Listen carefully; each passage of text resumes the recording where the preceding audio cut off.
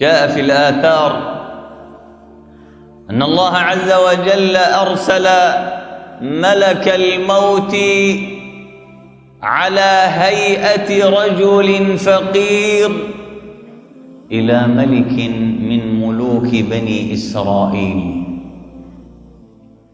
فوقف على الباب وقال للحرس: أريد أن أرى الملك. ذهب الحرس إلى الملك فأخبروه أن رجلا فقيرا يريد رؤيتك. قال: خذوا من المال وأعطوه. فعادوا إلى هذا الرجل الفقير الذي هو ملك الموت، فأعطوه المال وقالوا له: انصرف.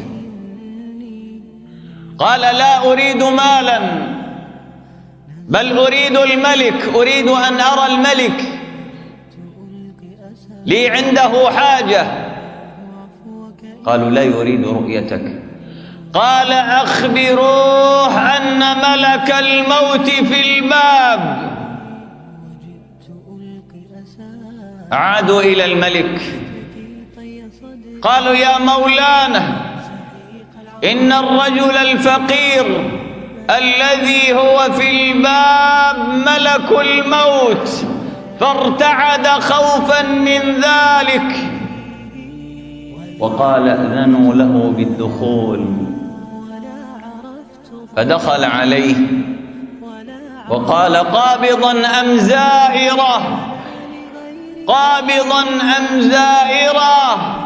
وكلكم يعلم أن ملك الموت لا يأتي إلا قابضا. يا رب أمتنا على لا إله إلا الله، على طاعتك. قال: أعطني من الوقت هنيهة. جاء بأمواله بثرواته وقال لحاشيته: هذا المال الذي أنساني هذه اللحظات، هذا المال الذي أنساني هذه اللحظات.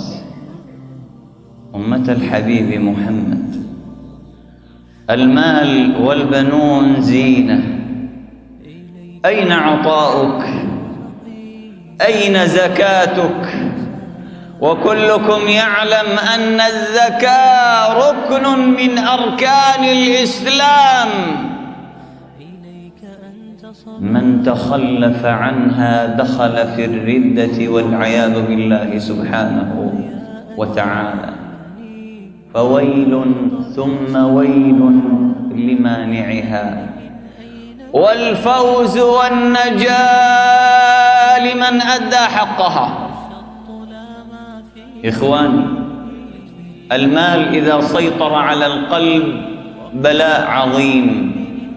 حب الدنيا إذا سيطر على القلب بلاء. الله عز وجل حبب إلينا الإيمان وزينه في قلوبنا، وكره إلينا الكفر والفسوق والعصيان. رجل عنده مليارات، جاء إليه بعض الدعاة كانت روحه في نزع، فقالوا له: قل لا إله إلا الله، قل لا إله إلا الله، وهو يقول ألف بألف ودينار بدينار. قل لا إله إلا الله. قال: إنني أكره الله. الله أكبر. هذا حب المال، وفي النهاية هذا حب المال إذا سيطر على القلوب. وتحبون المال حبا جما الله أكبر. كلا إذا دكت الأرض دكا دكا. الله أكبر. إذا زلزلت الأرض زلزالها وأخرجت الأرض أثقالها وقال الإنسان ما لها. أين العمل لذلك اليوم؟ إلى الأيام البواقي. هذه الأيام أيام خوالي. أموالنا لذوي الميراث نجمعها ودورنا لخراب الدهر نبنيها.